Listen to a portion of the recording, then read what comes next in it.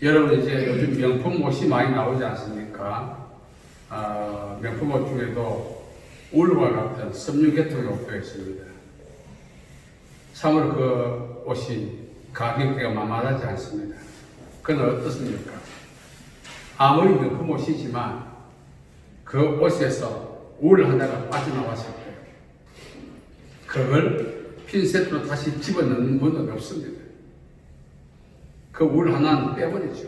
왜? 그 하나 빼서 명품이 하품이 되는 그런 일은 일어나지 않습니다.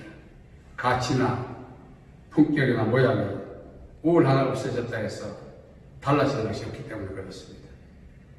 중요한 사실은 그 명품 옷도 그 실오라기 하나하나가 가로세로 겹쳐서 만들어졌다는 거죠.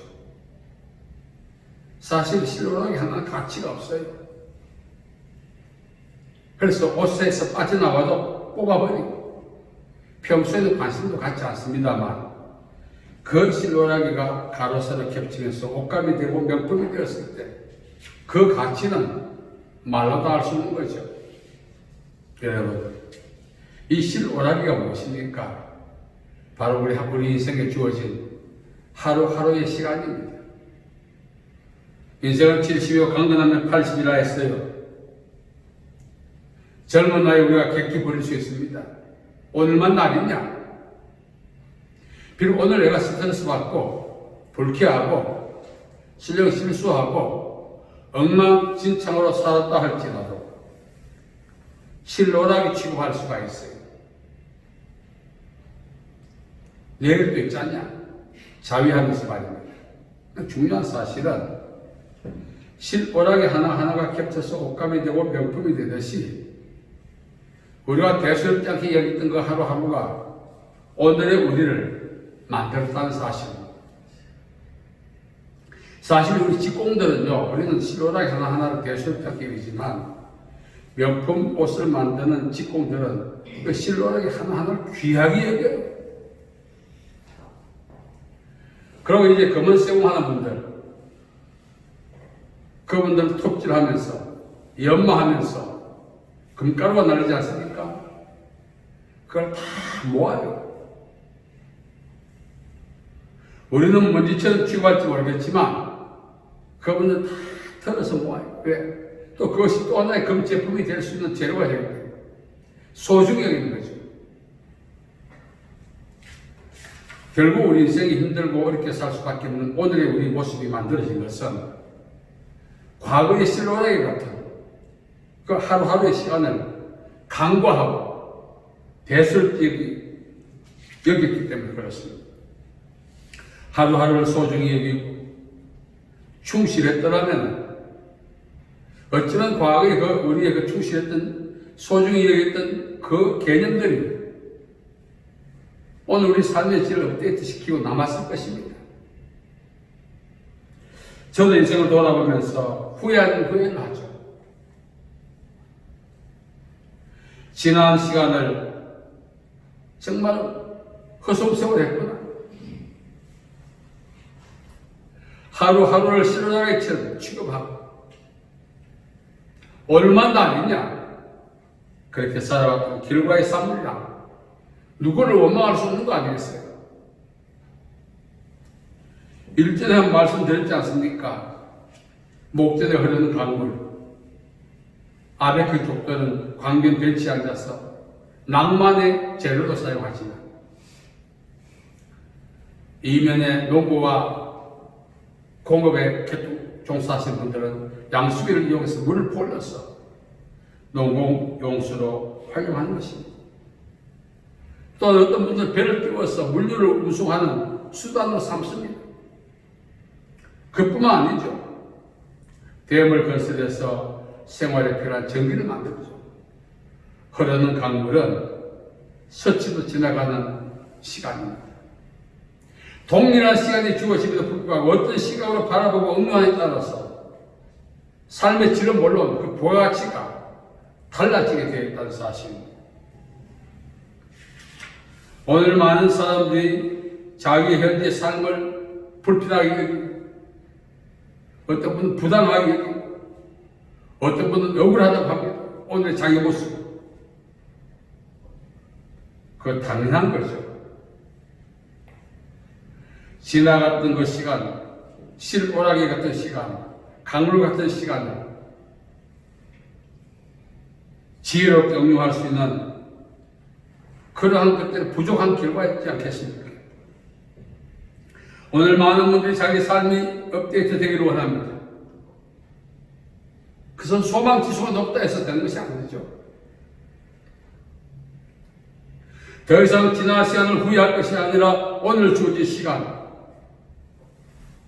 비록 실오라기 같다 할지라도 대수롭게 여기지 않고 충실히 응용하여 산다면 이후에 우리 모습은 오늘의 후회한 모습에서 탈바꿈해서 행복을 누리는 시간의 삶으로 변화될 수 있다는 사실. 오늘 말씀에 보면은 세월을 아끼라 그랬어요.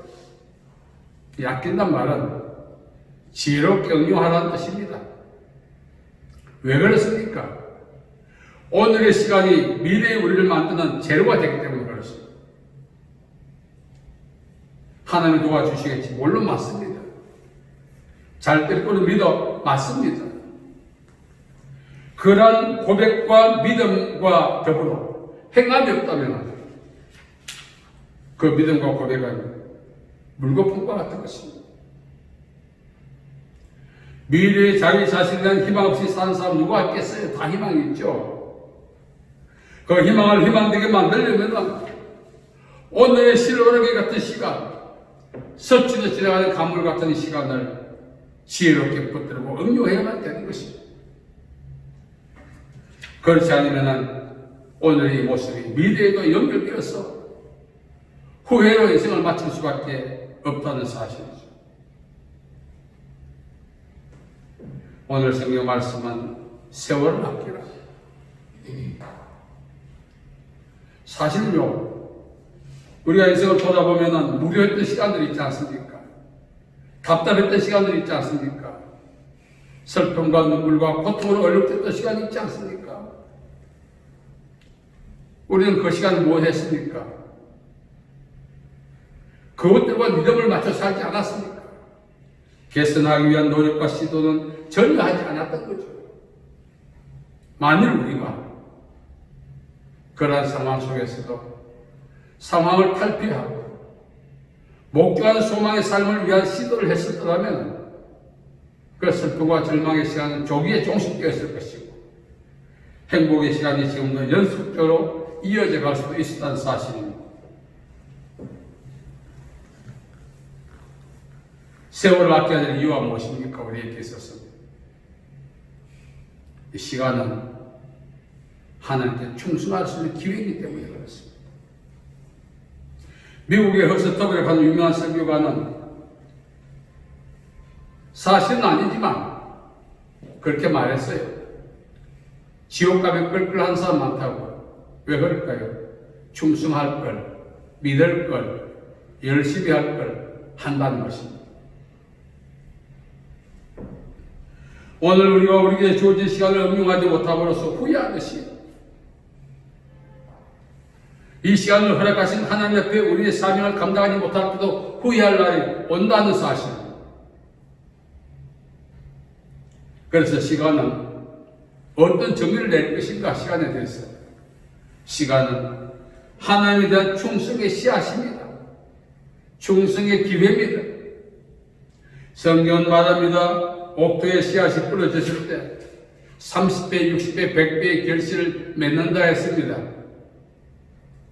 그러므로 하나님 앞에 보낸 시간은 결코 헛되지 않습니다.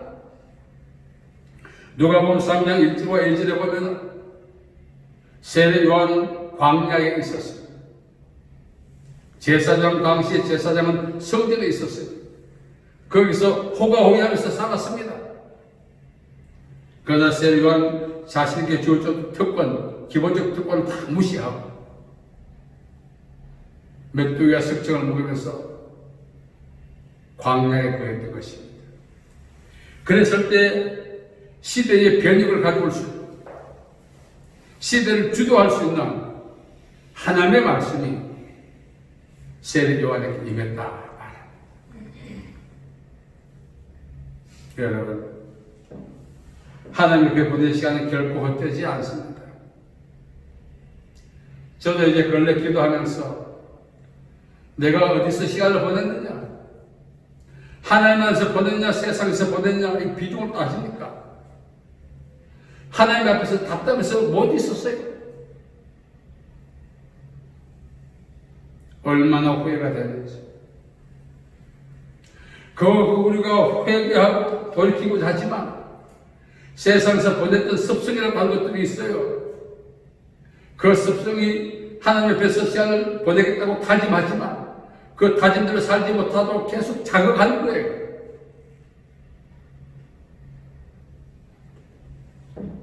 오늘 우리는 하나님 앞에 시간을 보내야 합니다.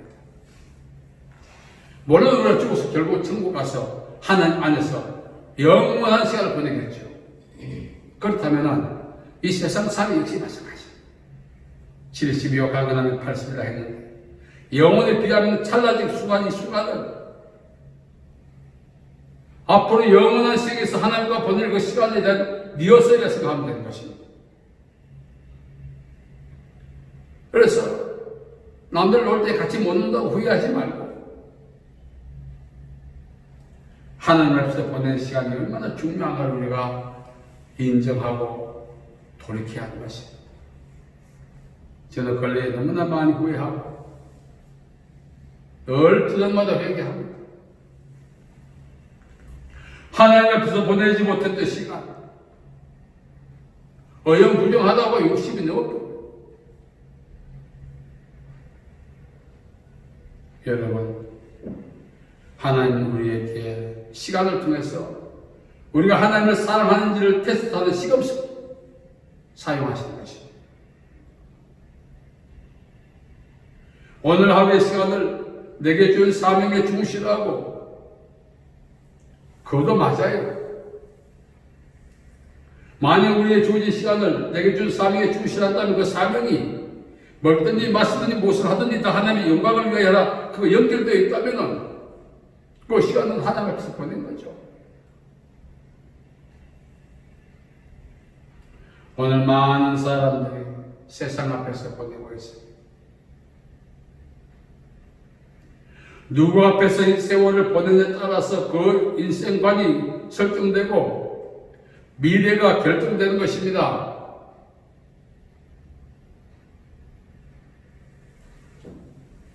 사실 저도 이제 기도하면서 하나님 앞에서 보내보려고 합니다만 방금 말씀드린 것처럼 세상에서 보냈던 60년 이상의 세월이 습성이라고 하는 것이 있었어.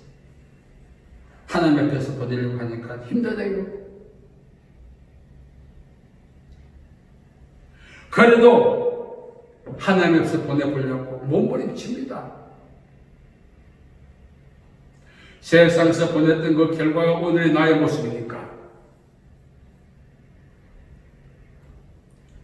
오늘 우리는 하나님 앞에 충성할 수 있는 씨앗이요 기회의 시간을 더 이상 허비해서 안 될 것입니다. 하나님은 반드시 우리에게 질문하실 것입니다. 예상 질문이 있겠지만 하나님이 우리에게 세상에 보냈을 때 어떤 목적이 있었을 거예요. 그걸 인지하고 감당하면서 인생을 보냈느냐, 무시하고 보냈느냐에 따라서 상과 벌이 주어질 것입니다. 달란트 비유에 나오지 않습니까? 5달란트, 2달란트, 1달란트. 5달란트, 2달란트 값들을 남겼던 종들은 그 시대 상황에 그것을 가능할 수 없는 상황이었습니다. 그래도 충실했습니다. 갑절의 달란트를 남겼다는 것은 주인의 사명 안에서, 주인이 맡겨준 의무 안에서, 주인의 권위 안에서 시간을 보냈다는 것을 의미합니다. 그 결과가 어떻게 되었어요? 잘하기보다 착하고 충성된 종아, 내가 저 일에 수고하시니 이걸 많은 것은 내게 맡기리니 내 주인의 즐거움에 참여할지어다. 그러나 한 달 더 받은 종은 수고에 사주었습니다. 세상에서 보냈습니다. 주인의 권위를 벗어나서 보냈습니다. 마지막에 주인이 뭐라고 말합니까? 바깥 어정대 내쫓아. 어쩌면 우리는 이 모델에서 어떤 상황을 내가 맞이할 것인가? 만약 오늘 우리에게 주어진 시간을 주님 앞에서 보내지 못한다면 한 달을 더 받은 이 종의 전체를 피할 수 없을 것입니다. 이제 제가 정신이 드는 것 같아요. 철드는 것 같아요. 과거에 누가 뭐라 해도 귀 안 들어요. 내가 알아서 하겠다. 여러분, 정말 시간을 잘 보내야 합니다. 오늘의 신호야기 같은 이 시간이 미래의 나를 어떻게 만들까? 우리는 그것을 기억하면서 살아야 하는 것입니다. 또한 시간은 무엇인가? 우리의 정체성을 드러내는 방법. 육신을 따른 자는 육신의 일을, 영을 따른 자는 영의 일을 생각한다. 이 생각은 뇌의 활동이 아니라 전인격을 따라서 추구하는 것을 이야기합니다. 우리가 이제 동네 어른들 돌아가시면 그거는 좋은 데 갔다. 그 좋은 곳이 구체적으로 뭔지는 제시하지 않고 좋은 데 갔다는 증거가 뭡니까? 이 땅에 사는 동안 인덕을 베풀었다. 그렇게 서로 위로하지 않습니까? 그러나 예수님은 분명히 말씀해 주었습니다. 나를 믿는 자는 죽어도 산다. 진정으로 우리가 하나님의 자녀라고 하는 정체성을 드러낼 수 있는 기회라는 시간. 그건 오늘 우리 어떻습니까? 하나님과 세상 사이를 동과수석하시게 하지 않습니까? 애매모호해. 우리의 정체성이 분명하지 않습니다. 바울이 나중에 베드로를 책망하죠. 그 외식했기 때문에. 네가 유대인으로서 유대인답게 살지 않으면서 이방인을 유대인답게 살려고 하는 그 자체가 참 잘못된 것 아니냐? 정체성이 애매모호한 가운데 네가 어떻게 하나님의 복음을 전도하느냐 이런 뜻이에요.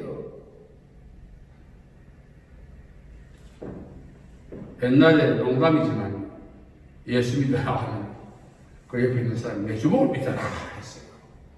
참 기분 나쁜 말이죠. 만일 우리의 정체성이 분명했다면 그렇게 말했겠습니까?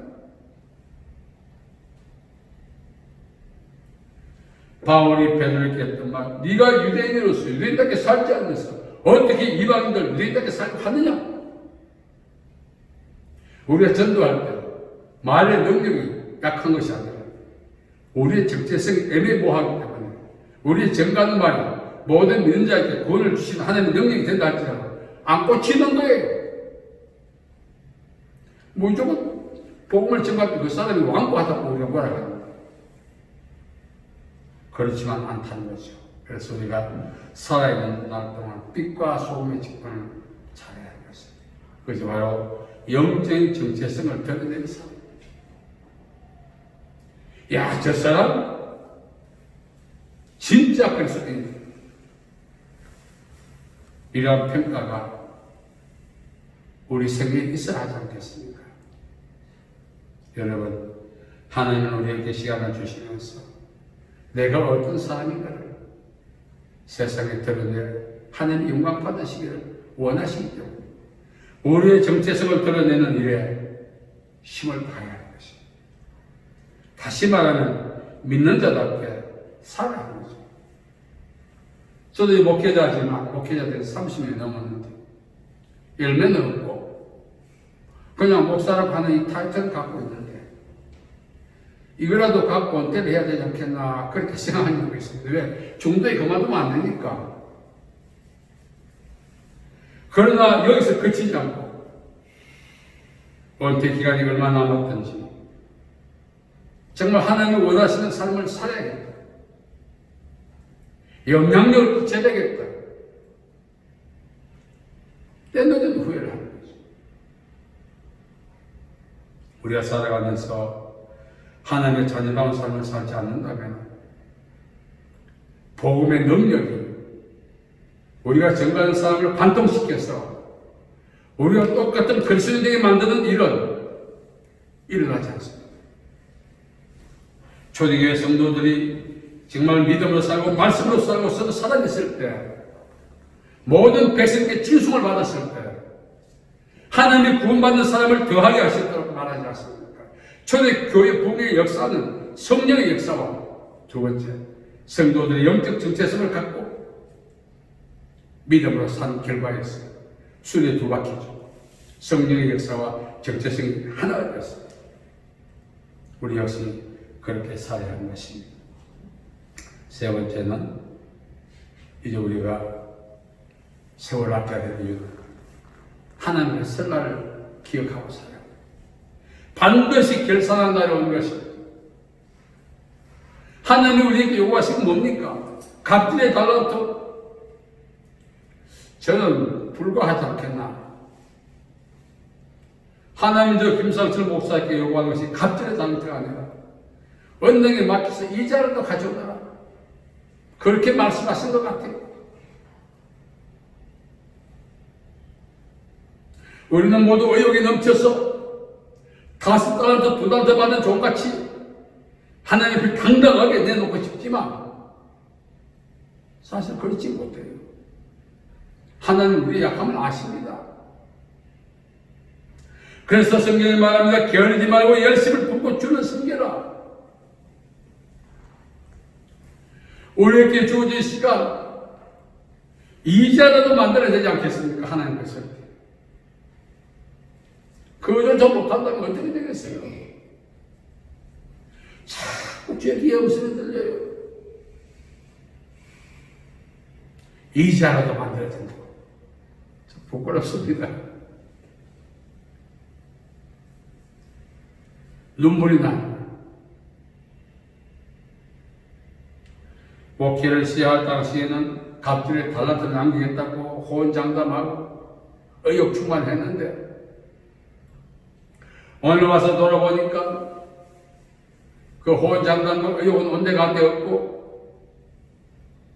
이자도 제대로 만들지 못하고 있구나. 이걸 생각하면서 얼마나 후회가 되고 하나님 앞에 회개하면서 하나님 제 남은 기간 이자라도 만들 수 있도록 하나님을 잘 감당할 수 있도록 성령의 능력도 주시고 환경과 여건도 열어주십시오 하고 기도하고 있는 거예요. 여러분 시간은 지나가고 없습니다. 환불이 안 되는 것 중에 하나가 시간 아닙니까? 시간은 환불이 안 되죠. 지나가면 끝이죠.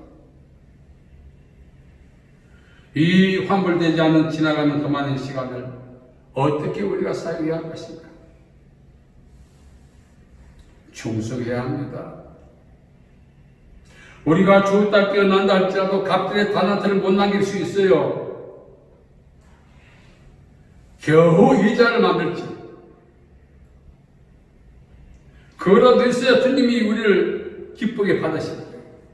주님은 그거라도 최소한 그거라도 원하시지 않습니까?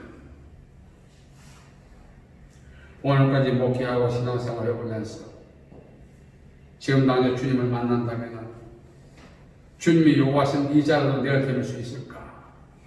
저를 생각하는 거예요. 걸레대로 그 주님의 음성이 가슴을 치는 거예요. 그래서 내린 결론이 뭡니까? 제가 세월을 정말 아끼지 못했구나. 이제라도 세월을 아껴야 되겠구나. 여러분, 성경 미리 우리가 태어나기 전부터 계속해서 이 말씀을 하시고 계시던 것입니다. 우리가 예수님을 믿기 전에 미리 하시던 것입니다. 우리가 예수님을 믿고 살아온 과정에도 계속해서 이 말씀을 하셨던 거예요. 우리가 겉들었던 거죠. 이제 순종하십시다. 세월을 아껴서 하나님 앞에 섰을 때 하나님 우리를 하여 고맙다. 수고했다. 칭찬받는 그런 기회가 되도록 남은 시간 지혜롭게 사용할 수 있는 저와 여러분 되기를 간절히 바랍니다. 살아계신 아버지 하나님, 은혜와 자비를 감사합니다. 우리를 사랑하시고 우리를 복되게 하신 주님의 은혜를 찬양합니다. 우리를 세상에 보내주셔서 오늘까지 살게 하셨는데 살아오면서 주어진 시간을 원망하고 불평하고 살았습니다. 감사하지 못하고 충성하지 못했습니다. 용서하여 주시옵소서. 이제 남은 기간을 충성의 기회로 삼아 주님 앞에 설 때 잘했다 칭찬받는 기회 되게 도와주옵소서. 예수님의 이름으로 기도하옵나이다. 아멘.